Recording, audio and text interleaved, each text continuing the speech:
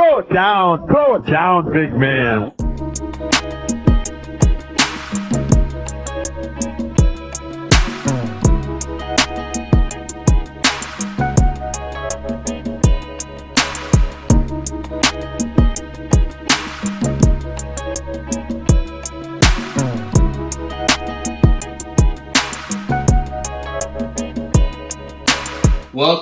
Welcome everybody to the Throw It Down Big Fella Podcast special episode, Thanksgiving week. I have a special guest with me. Really doesn't need an introduction, but of course I'm gonna give her one anyway. She has her own podcast, the Cicely and Coco Show. She's a vlogger, she's an entrepreneur, she's well known, she's from the city of Memphis. Both of us are, duh. But ladies and gentlemen, without further ado, my lovely young sister, Cicely Justice. Welcome to the podcast. Thank you for having me, girl. Thank you. This has been long overdue in the making. You pushed me to do this podcast. Yes. It's been years in the making that I should have done this. But now, because of your successful podcast with you and your co-host, Coco, like you've made me like want to push even further. So I applaud you for your dedication and hustle to get me to do my podcast, Throw It Down Big Fella Podcast. Of course, what brings you over here? Of course, she had a birthday this past Sunday, the big 3-2. So talk about your, being here in Memphis, celebrating your birthday here. Well, it's been a joy. I just really wanted to be surrounded by a family for my birthday. I turned 32, the big 3-2. I can't believe it. It feels like just yesterday I was graduating from high school and here I am in my early 30s. So it'll creep up on you. But I really, really enjoyed myself. I had a great weekend, which we're going to get into a little bit later. But I just really wanted to be around my family. So I'm just happy to be here with my brother, happy to be here with my mom. My kids are here. We're just enjoying the moment and just immensing ourselves, for the holiday, for Thanksgiving. So couldn't have said it better myself. So of course you guys know this is my little sister. I'm her big brother. We have a very original, well, it's different family background. just out of the blue, it's just so abnormal. So of course growing up, it's me and my sister, my mom and dad. We were born and raised all here in Memphis, Tennessee. We didn't move to Dallas. I think I was like 7 and you were 5, I believe, or it might be 8 or 6. One of those ranges. We moved to Dallas. Different culture, different lifestyle, different than what it is in Memphis. Completely 180. Yeah. Let's just go from there. Like from Memphis to Dallas. How was that transition in your life? From Memphis to Dallas, I was like 3 or 4, so I don't really remember much. I do remember being in Dallas surrounded by more white people. I do remember being surrounded by more white people, and most of my friends were white. We went to a white church. We went to pretty much a predominantly white school. We rode our bikes to school. That was different. I was like, black folks riding bicycles. Ride your bike to school in Memphis, That's different. So, we just grew up in that kind of, I guess you could say, a white picket fence kind of neighborhood. The American dream, really nice home. Very different from the homes that we were used to seeing here in Memphis. Yeah. We saw more family dynamics, like fathers in the home, where we were in Texas. So, yeah, very different. Very different. I think I wanted a skateboard. I want to say some skates or something like that. Yeah, we definitely had roller skate. We had a scooter. Yeah. We had scooter. Yeah, and our bikes. We rode our bikes to school. Yeah, and from. We were into that Tony Hawk, X Games type of thing. I think Rocket Power. That was our favorite TV show. We didn't agree a lot growing up on TV shows, but one of them shows we agreed on was Rocket Power, Powerpuff Girls. Like we watched Rugrats too. Rugrats, yeah. But everything else, like, because I was into sports and she was into like, the Spice girls. Oh gosh. Oh gosh. The Spice Girls, that might define my whole entire teenage. Like, Spice Girls. Like, she got that CD. One Chris, we got the CD player and the Spice Girls. Oh my gosh. Yes, like, yes. You used to play that thing so much. I got a PlayStation. I know, had, every word. Oh my God. She would play it on repeat every single day. I'm like, Mom, Dad, get her another CD. Like, please, I'm begging you for the life of me. She's repeating it over and over and over again. Like, shout out to Spice Girls. You made my shout out to Spice Girls. You made my life. I'm going on a reunion tour because I'm there. That'd be interesting. I recently, we just saw Victoria Beckham on the Netflix series, The Beckham. Mm-hmm. You know, she's married to David Beckham and all. So recently seeing her, and I'm like, man, this brings back childhood memories. Me and Cicely used to bang the Spice Girls. I love the Spice Girls. You had Brandy and Monica too. I used to play The Boy Is Mine over and over again, over and over. I'm like, is there like a Disney Channel CD or something like anything else? Cleopatra, do you remember Cleopatra? Yeah, Life Ain't Easy. Coming at you. Yeah. Cleopatra. Life Ain't Easy. Life ain't easy. Going back in time. So just Dallas, it was fun. It was different, like you said. It was a complete 180, and then life kind of changed a little bit. I think teenager, like 13, maybe 12 or 13, things happened in our family. Mom and Dad got divorced. So we moved back to Memphis with our grandmother, God rest her soul, Grandma Allen Keys, held us down. She did. For like a while. Really good care of us while Mom kind of got things situated in Dallas, before she was able to move up here. Yeah. Granny definitely held down the fort. Shout out to her. Yeah. And it was a difference. You could just tell because we were going through the transition. Mom needed the help. We were so naive and we weren't maturing yet. I can speak for this. I was not at that mature level I needed to be. The mature level just growing. I definitely wasn't. I mean, yes. I acted a plum fool. You want to like explain kind of a story that's, because we're all of age now. It's 20 years, so it's no. You could say one little plenty of stories. Just one or two for our fine audience. Okay. Okay. So one time, for whatever reason, I didn't really like going to church. Oh yeah. Oh yeah. I thought it was boring. Like I would rather sleep in. North Shore Church of Christ, by the way. Shout out to North Shore Church of Christ. So I would really give my mom a very, very hard time about going to church. One morning she woke me up and I just refused to go to church that morning. So she dragging me around and forcing me to put my clothes on. I'm kicking and screaming. And then I said, okay, you know what? I'm just going to go limp. I'm just going to fall out and let my body go limp. And you ain't going to be able to do nothing with me because you can't carry me. You can't. That was just. So I said, I went limp. I just said, forget it. I'm just going to fall out and go limp because I just don't want to go to church. I'm just going to act like I'm passed out. So I closed my eyes, passed out. But somehow, my mama is a very strong woman. She is. Somehow, she got me in that car. And I still ended up at church. And not only did I end up at church, but as we walk in the church, Granny sits in her spot over in the back corner. So when you walk in the church, you have to go down the aisle and you have to pass her, right? Yeah. So we get to church. And what she do? I open the door. We going down the aisle. We late because of me. She looking back.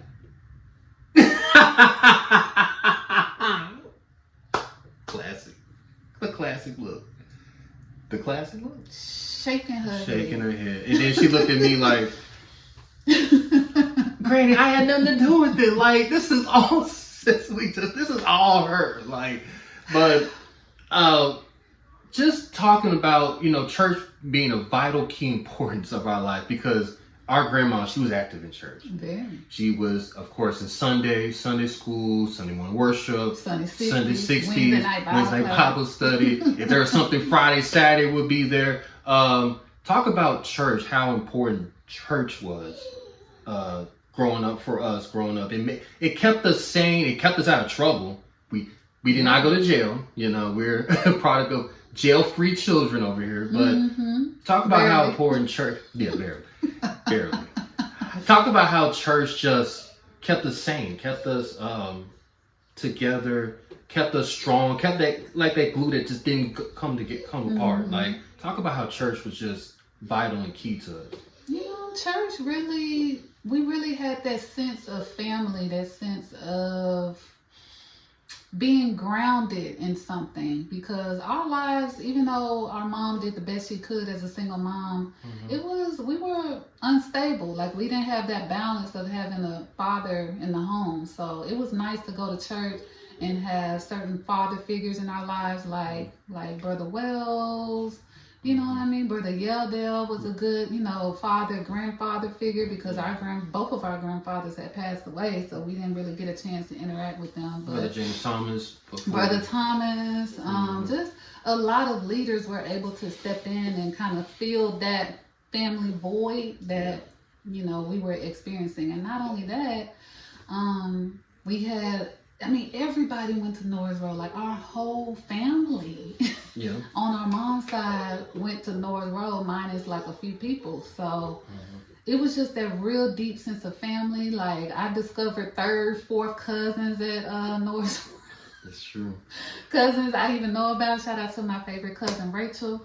I have my first girlfriend. At Norris Road. Did I have my first crush at church? Yes. Probably, but they weren't, you weren't looking at them like that. You weren't, it was like... Oh, I know one. Oh, no. Okay, we didn't even go talk about that. Let's go on to that. So, we're in the church thing. We're back in Memphis. We're at Norris Road. We go to Sherwood Middle. Ooh, that was a transition in itself. Ooh, we gotta get into that. Okay, let's talk. Sherwood Middle. What was that like? What was that? Let's give another story about Sherwood. First of all, it was a huge transition. I'm gonna have to just go and say it was like a slap in the face, like a complete punch in the face. Forget a slap. I remember coming in my first day of school in the 6th grade, and the teachers was like, go around, introduce yourself or whatnot. And I was first. My desk was first row, in the front. So I was first. So I took it upon myself to stand up and say, "Hi, everybody. My name is Cicely Rufus." And I got completely, man, if you don't sit your big head. And I'm just looking like, that was my first experience to getting checked. Yeah, me too. I was at Sherwood Middle School. So, yeah, they were like, you don't sit your proper big heads. Just a complete, we back and I was like, oh my God, we talk, they said we talk white, we talk proper. Talk white. Yeah. Oh my God, they killed me. I was like, oh, big head boy, the only reason why you're on the basketball team because your auntie is the principal. That was the escape route for everything. Our auntie, Aunt Nisi was our principal at Sherwood Middle, that's why we were a target. We were an easy target. Like y'all entitled, spoiled brats, whatever. Like that's what they called us. Like you got this, you're on the basketball team. You're getting what was I was on the step team. Step team because of your the only reason you made it because your auntie the principal. Yeah, and we thought, oh my God, we like they love our Nisi, they love our auntie. Man, it'd be cool, easy fallback. No, the complete opposite, like an easy target. Like I went to my auntie several times, like auntie, like what do I do, man? I feel like I'm the odd man out. Like they're against me. Like what do I do? My auntie always told the same thing: just pray, and everything will be all right. She always had a song up. What was it? Wake announcements. Up. Yeah, wake up. Was it Wake Up Everybody by Teddy Pendergrass, I think? And then sometimes it'd be Nas, I Know I Can. And she always have an encouraging word. She would say, don't sweat the small stuff. Don't sweat the small stuff. She will always have an encouraging word on the announcement. She was a great principal. Great principal. But we got it. We got the blunt of like every joke, every criticism. Like, yeah, if you don't get your like all of that was coming directly at us. Like, I'm like, what did we do to y'all? Like, we're not the targets here. Like, we're not the like help us. You know what I mean? But Sherwood Middle was a wonderful time. I had a good time. It toughened me up and it got me prepared for the world. Like, I'm honored and grateful that I went to Sherwood Middle School because it toughened me up. Like, I needed that. Yeah. I needed that. So it toughened us both up. You had a crush over there? A real crush? Or was it, we need to go to Overton to Central? Because we're going there next. Like, unless you want to continue on, sure. We can go down to high school. Because high school was another generational moment in our lives. So we started off at Overton High. I was there 9th and 10th grade year. You were there 9th, 10th grade too, Just right? 9th grade. Just 9th grade. What was Overton like for you freshman year? Was it? First of all, I never took a book home. The classes was too easy. Never had a backpack. My mom was like, "Where your backpack?" I'm like, I don't know. I wouldn't challenge. That's why she had to take me out of there. But yeah, it was a good experience. Let me stop lying. You weren't challenged at all. Let's just. I wasn't challenged. The girls were mean to me. Yeah, high school in general just wasn't a good experience. Well, Central. No, not Central. No. I'll talk about Central. Overton, same thing with her. It was bland, whatever. Central, my 11th to 12th grade year, I felt more comfortable at Central High than I did at Overton and at Sherwood because it was more mixed. It was 50. Look, what would you say percentage wise? Fight at school. At Central. Yeah. I mean, that's normal. I got into a fight at Central. That's not normal. That is normal. Like, we're in Memphis now. This is not Dallas, Texas no more. We're in Memphis, Tennessee. Like, fights gonna happen. Like, people gonna check.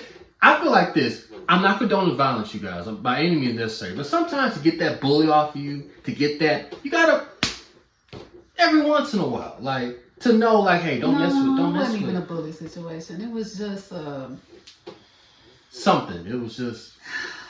I was highly misunderstood in high school. Highly misunderstood. As everybody else is. I wish that things were very different in high school. Mm-hmm.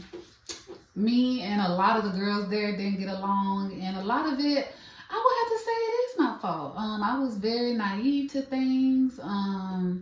I was very loyal to the wrong people, and it just kind of backlashed on me. And I learned some very hard lessons at Central. I wish that some of my relationships with the girls there were different, but it is what it is. I mean, so you didn't really have that clique, that girlfriend, like pops, like this is my ride or die. Nobody liked me. Nobody. I had a hard time. In high school. Was it just because you were misunderstood, or I was highly misunderstood, and I was with the wrong boyfriend. Okay. So it goes back to the boy, and then they see you with the boy. They're like, he would be cheating and messing with some of the girls there. Wow, that's some Jerry Springer type. Yeah, Overton and at Central. Wow, I'm so sorry. You know, we'll fast forward all them. We graduated from high school, on to college, UT Knoxville, Rocky Top. That experience, how was that experience? Like Knoxville, with about 80% white to 20. What was the ratio of whites? 70-30. Yeah, there was a lot of white people at Rocky Top. But I had a very good experience at Rocky Top. I met my best friend Jerica at Rocky Top. I made a lot of new friends, and I had a great experience. Now there was still some people from my past that attended the school, which is fine. Like I got into a fight in college. What? Yeah. In college? You don't remember that? You can't do it in college. You get kicked out. Like I was on probation for a semester. Wow. You want to further explain? Or you want to just? Let's just hush it down. Just okay. I did not know. Yeah, I know the high school. I didn't know about the college. You learn something new every day. I got into a fight in college. I did not know that. I got into a little, but it was off campus at Austin P. I went to Austin P State University. Different to be underestimated. They were like a military. It's like a military school at Austin P. It was very low key. I'll just say this right now. I got on my wild side at Austin P. Like I think it was because I got into a fraternity, Iota Phi Theta, and when I got the letters, it was on and popping. Like it was like I'm about to be a girls and money. Jay-Z, I love girls. That was me. That was me. Then my running mate, my partner in crime, Kevin. We grew up together. When we moved back to Memphis, my best friend, he got to Austin P, and it was just man. We were running. We're mature now, and we have a wonderful family now, beautiful wives now. But before all that, like it was like, a complete 180 from what we were. I got into a little scary situation coming back. This is one of the more scary. I mean, it's not scary, but like, oh my God, it really happened. The pregnancy scare. The pregnancy scare. I remember it visually. It was Christmas Day, and I told you and I told Mom, I think I got somebody pregnant. And I just, to this day, I visually see Mom just literally cry. I never see Mom cry so hard before. It's probably happened when I was younger and all that. But to see her emotional like that, it broke my soul too. And so I knew that baby wasn't yours. I held that baby. We went over there. I held that baby.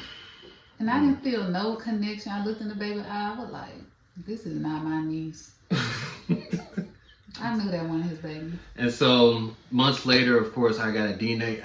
Didn't know. I was just taking it because everybody, like Mom, you and Miss Starks, like, you need to, get the DNA test. Take the DNA test, whatever.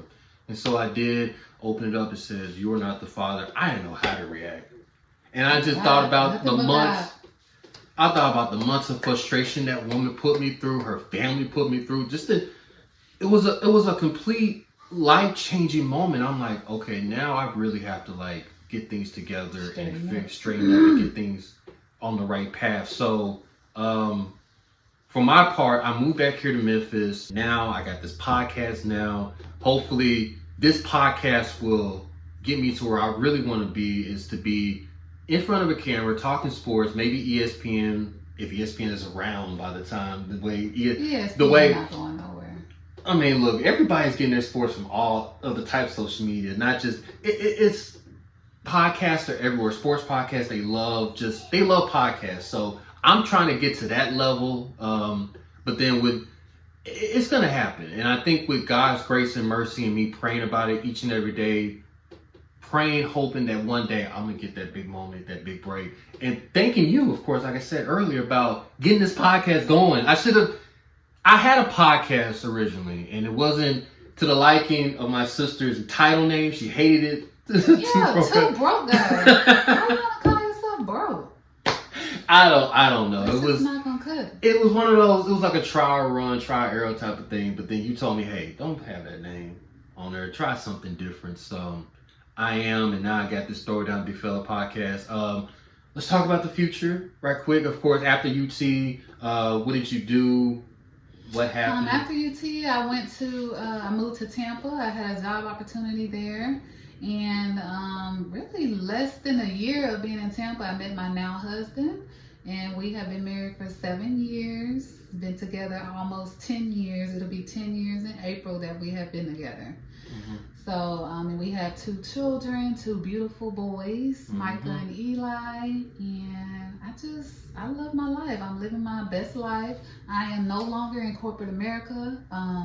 Anybody who really, really knows me knows that I hate corporate America. Like, despise corporate America. Like, hate it. Okay.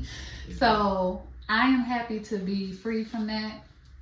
and really following, you know, my dreams. Now I want to build my brand. I have my YouTube channel, Cicely Justice. I talk about sisterhood, lifestyle, womanhood, and fashion. So make sure y'all go over there and check it out. And I also have my podcast with my wonderful co-host, the C and Co Show. And I'm sure that the C and Co Show podcast we a trip over there.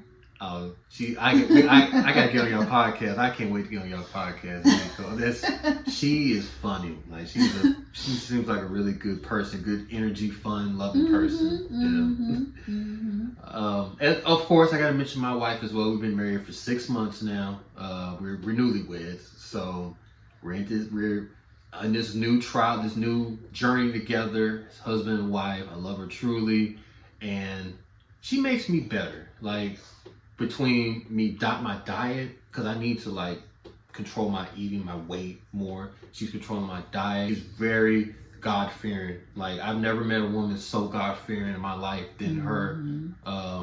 She's just the person I can spend the rest of my life with. Yeah. And you did good. I kept telling Palera, like, when we were on our road trip, I was like, thank God. Like, I just thank God. Like, y'all don't understand. Like, I thank God that Greg picked her. I said, oh my God, Greg did so good. Oh my God. Y'all really have no idea. It was a journey, but we're here. Ooh, I was worried there for a minute.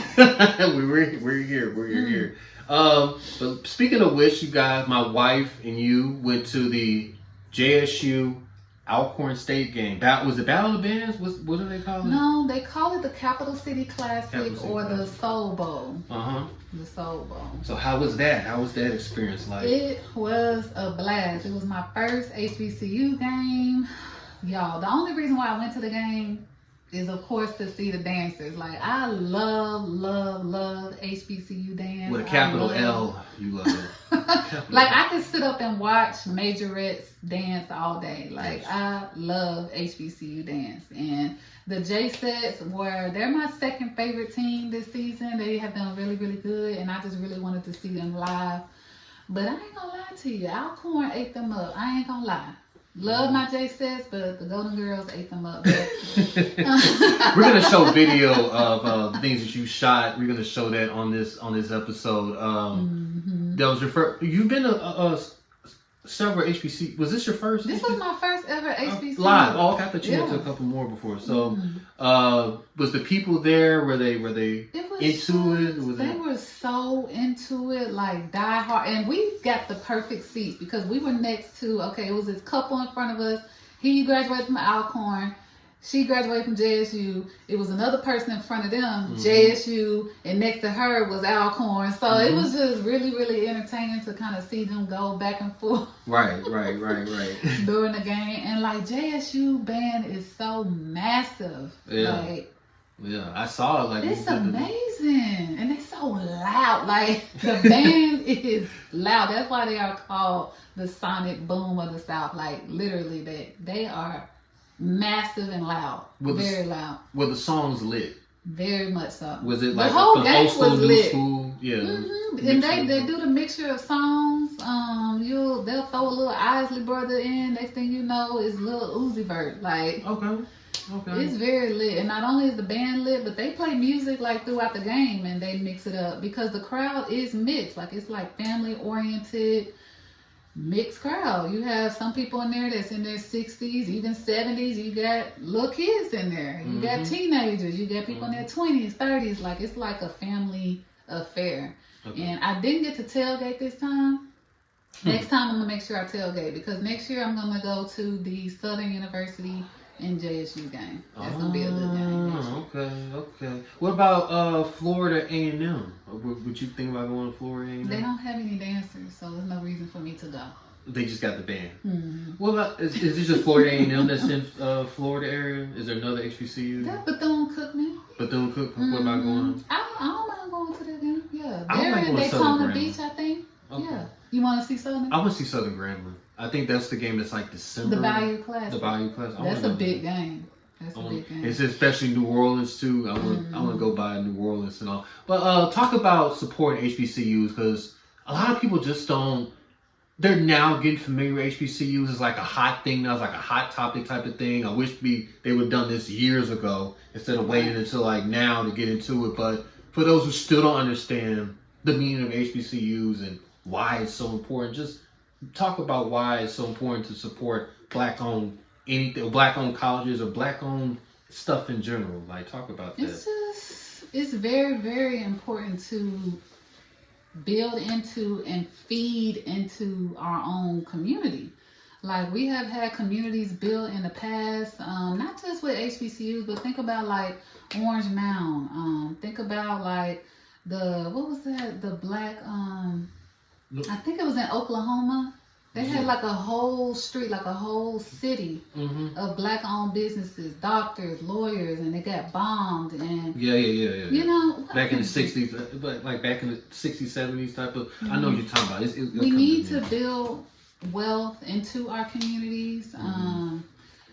For example, and I'm getting way off track of HBCUs, but just for example, like if you have a grandmother who has a house, don't sell your grandmama's house, okay? Keep your grandmama's house, keep things in the family, start building wealth, start estate planning, like start with your wills and trusts and so forth. And as far as HBCUs, the reason why I was telling Mom the other day, I kind of wish I went to an HBCU. Me too. Because they kind of teach you things that you just not going to learn at a predominantly white college, like how to adjust to life. I think that if I would have went to an HBCU, I would have adjusted to corporate America better. I would have been more prepared for the things that I faced when I was in corporate America, like racism, people being mean to me. Like, I would have been more prepared for that if I had went to HBCU, because I would have been told that this is what's going to happen when you graduate. Like, no ifs, ands, or buts, just because of what you look like. Right. So I just feel like HBCUs need to be supported for that reason. They prepare our black youth for the world. And I figure, you know, if I went there, I would have been more prepared. I'm just saying.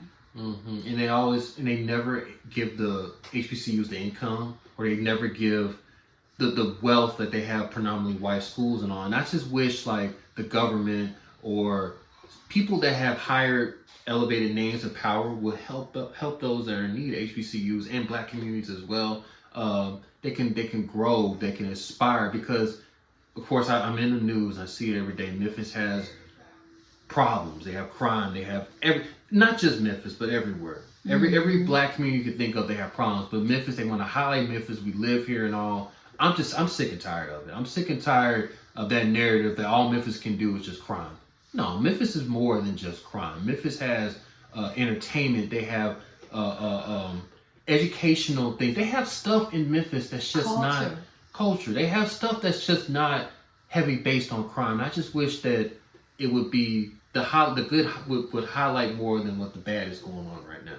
So I agree. I couldn't say that furthermore about HBCU. I wish I went to HBCU. Yeah, I really did. I was just we got checked and all that. Sure, with that, maybe once that happened to us growing up, it would have gave us that, okay, this is how life is going to be in a black school and all that, because that was such a, like I said, going back, that was such a culture shock. Yeah. Definitely a culture shock. Okay, you guys, let's get into some celebrity gossip. You said my actual co-host Darren, that on my Throw It Down Big Fella podcast, hates celebrity gossip. Doesn't really want to talk about it besides sport. So I'm like, I'm glad my little sister's here, because we could talk about it all day, like celebrity gossip stuff. So let's start off with Diddy and Cassie. There's a lawsuit there was a lawsuit going on. Diddy was accused of rape accusation. I don't know. Allegedly. Sex trafficking, Allegedly. They settled within the following day. It was like 19 hours. Not even 24 hours. Just and they said it was 50 million? The I think it was 30, social right? media. Because she was originally suing for 20. I think they settled for 30. Or maybe it was 50. I don't know. Money out of our brains pockets. Yeah. But they settled, and I think Mayor signed an NDA. So I guess they're never going to be seen again, never heard about, can't be seen together. What is your reaction to this? And I think it's 50-50, because I feel like the men of the community, hip hop, celebrity, whatever, are supporting Diddy, but the women are bashing in Diddy. So it's like, what are your thoughts about this entire thing? I believe Cassie, number one. Mm-hmm. I wish she kind of would have fought. Now I know that it's a civil lawsuit. She was just suing for her $20 million for so. Mm-hmm. But some of the accusations there, those are criminal accusations. Mm-hmm. And not only was it criminal accusations, but if he was doing some of that stuff to her, I'm sure he was doing that stuff to other women and possibly men, allegedly. So, so I wish she kind of would have pursued it a little bit more and kind of stood her ground and maybe. But who's to say that it's not gonna be picked up by the government and he be charged, especially with her accusing him of sex trafficking? Yeah, that's major. That's you basically calling the feds snooping now. That's why they settle so quick. Mm-hmm. It's like the DJ Envy thing that's going on. If he's guilty of this stuff, I kind of want to see him go down like R. Kelly. I'm sorry. Really? I can't. You see, R. Kelly and Diddy. R. Kelly, let me just state this for R. Kelly makes great music. We grew up on R. Kelly. A lot of us grew up on R. Kelly. But the stuff that he's done, I just think that's like he's in a category by himself. Michael Jackson too. Mm-hmm. I mean, we always talk about how great Michael Jackson is and how he influenced the older generation and all that. But what Michael Jackson did to those little boys, he's a pedophile. Jackson ain't do that stuff. He did. I mean, it's well documented now. It's documented. Like there's people coming out it isn't documented that he did them. He might have not been found not guilty, but he's a pedophile. And I respect what Michael Jackson did, but he's a pedophile. And R. Kelly, the same thing. With Diddy, though, I feel like he's going to have this Chris Brown thing hanging up on him. Like, a lot of people do not support Chris Brown after what he did to Rihanna. I think his fan base is kind of falling off a little bit. Like, not as bad as his falling off with Diddy and don't stay that way. People want to see Diddy go down. You been on TikTok lately? No, I haven't. People going in. They're going in. I feel like it was more, so it's not 50-50. You think it's more 70-30 or against? I just watched I need to stay off TikTok. But I just watched the TikTok today.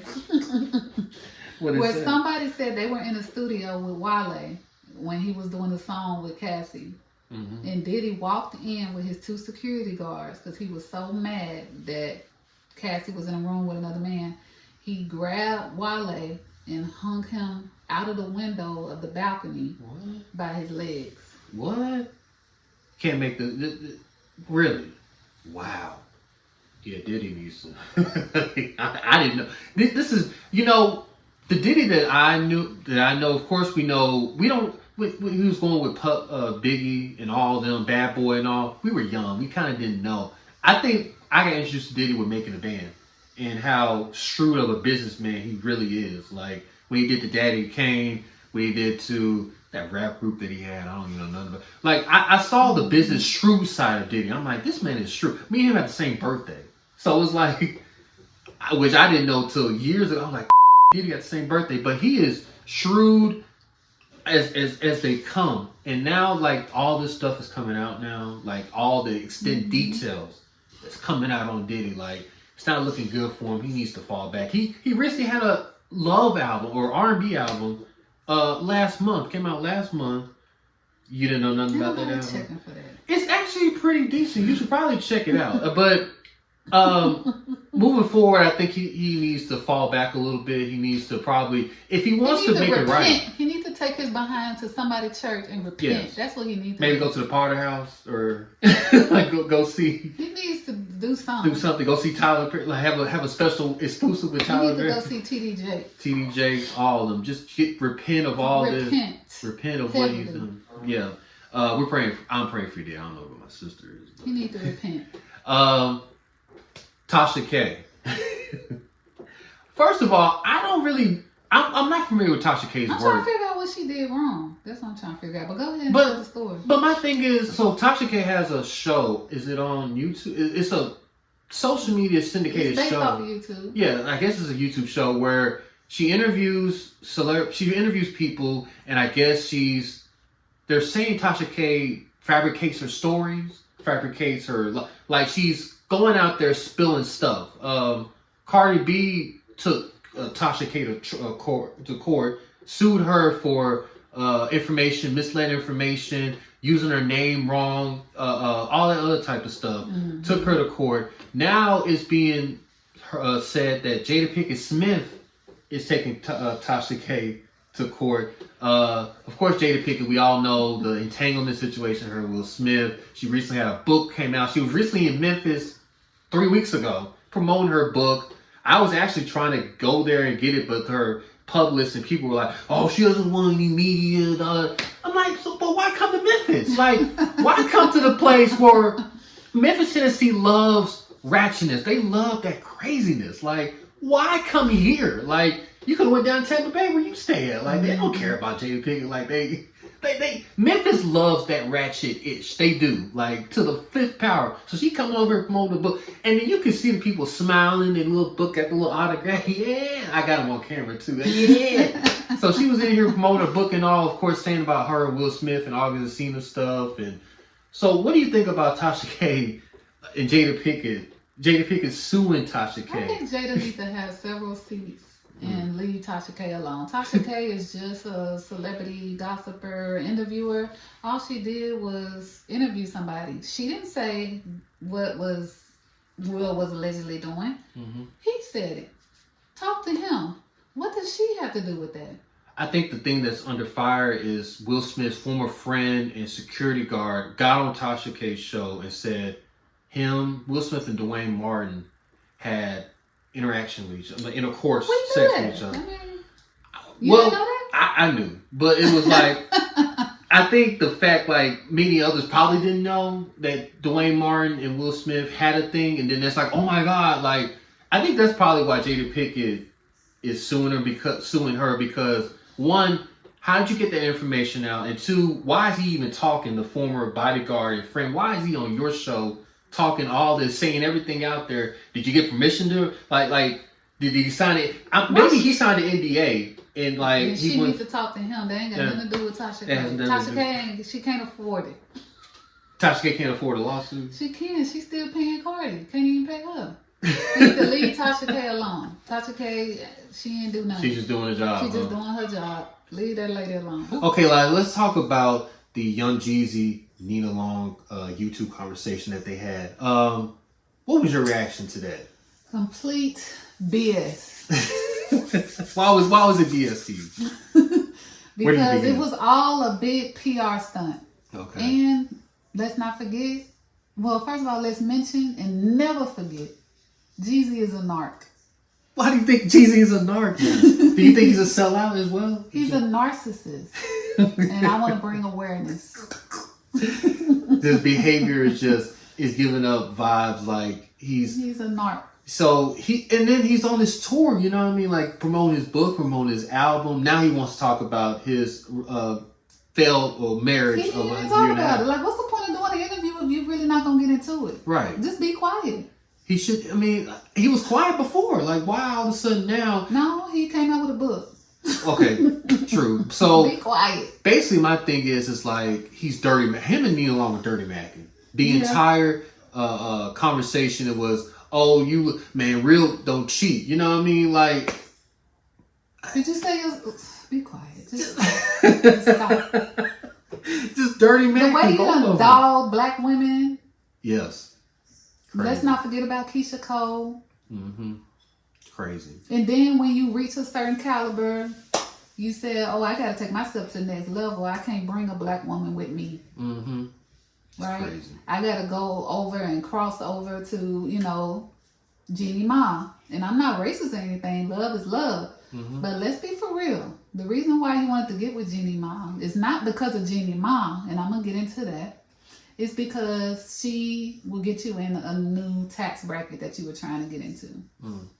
So you got into that tax bracket, you crossed over to white people knowing who you are because they didn't before. Let's be for real. So then you reach a certain caliber and you drop Jeannie Ma. And I'm finna get into that.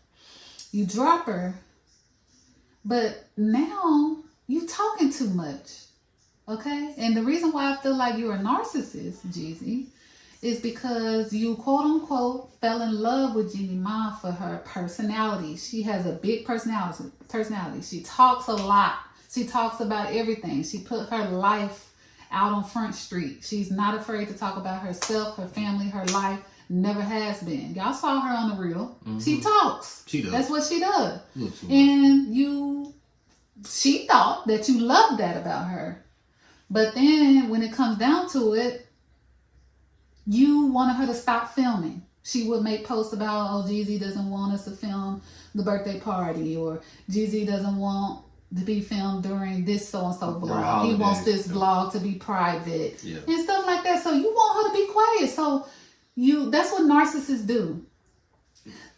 They are attracted to you for the certain traits that you have. And then once they get you, they want to diminish and lessen those traits that they quote unquote fell in love with you for. Mm-hmm. So they want to pull that out of you. They just want to suck that out of you, what they fell in love with you for. So now you want her to be quiet. But the reason why you really a narc is not only because you flipped the script on Jeannie Ma, but because now you're doing the exact same thing that you shamed her for doing. Mm. You talking too much. Talking too much. You got a book out. You came out with a song, Ninjas Don't Cheat. You do this interview with Neil Long. All you want is attention now. Mm-hmm. So you got with Jeannie Ma because she had the attention and she draws attention. That's her personality. You don't like that about her. So you try to stop her from being who she is just so you can be who she is. Mm-hmm. It's weird and it's narc. I'm sorry.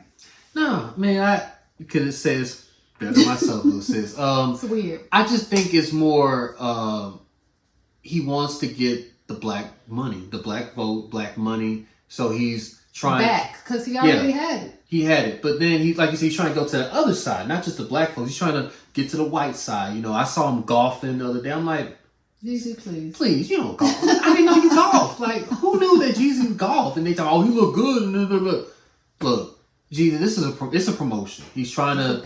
It's a PR stunt trying to get his album out and going. Nina Long, you know, has been quiet for like 2 years now. And now all of a sudden she wants to talk. Like, it wouldn't surprise me that they get together. This is more of like a hookup phase. That's what Coco said. I'm trying to get me her and Coco are like this out. On this. I'm trying. I'm like, Nia can't be that stupid. She just can't. She's like, is she 60 something now? She's no. And then Jesus early 40s. Nina Long is 40? No, she's not. Nia Long is in her early 40s. No, she is. No way. Look how good she looks. I thought she was like 60, 50 or 60. Come on now. 50 or 60. Wow. We're gonna look that up. Like I'm gonna be so wrong. I thought she was 60. I thought Jesus. But you agree, ladies. I'm sorry, ladies of the gentlemen too. She aging well. She is. She recently. I think 40. She recently had a birthday and all. Yeah, but Jeezy and Nia, they're gonna be together. I could. It's in the air. I'm hoping that she ain't that stupid because she did she disappointed me. Nia Long disappointed me. I think that this was kind of a bad look. I'm not gonna lie to you. I know a lot of opinions gonna think otherwise. I've talked to some people that said the interview was great and we needed to bring our black people together, our black brothers and sisters. That's all fine and dandy, but y'all have really got to open your eyes and see what's really going on here. This screams PR stunts. It's so loud. A hookup. Yeah. They will be on the island together, sunbathing. It's coming. It is coming. Thank you so much for coming on this special episode. And I would love to be, I would like to be a special guest on you and Coco's show as well. Absolutely. You guys, I want y'all to subscribe today. Not only subscribe to their channel, but subscribe to my channel as well. Like, leave a comment. I think all comments, let me be like this. The constructive comments, I will take them. Not the nasty ones. You can leave them nasty ones. out. But make sure you tell a friend and know somebody about this podcast. And I'm just thankful to be in this situation right now. And hopefully I can grow and continue to be better. Looking to the example of my youngest sis and her podcast and how growing that podcast is going. You guys are getting numbers over there. You guys are getting viewership. The content, the graphics are amazing. I'm gonna be like you. I'm promising to be like you. I promise that's gonna happen. But until then, we will be back next week for our regularly scheduled sports podcast. For Greg and for my special guest, Cicely Justice. We will see you guys next time. Until then, outie. Bye bye. Throw it down, big man.